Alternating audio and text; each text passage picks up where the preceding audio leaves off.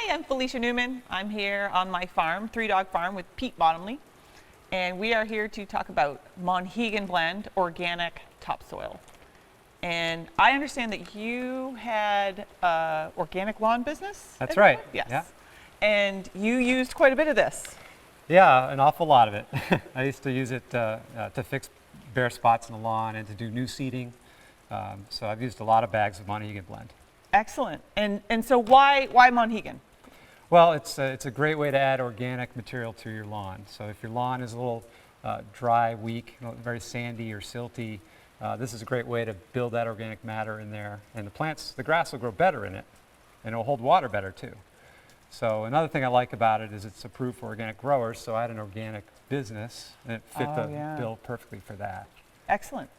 Monhegan Blend, organic topsoil. Find it at a local independent retailer near you.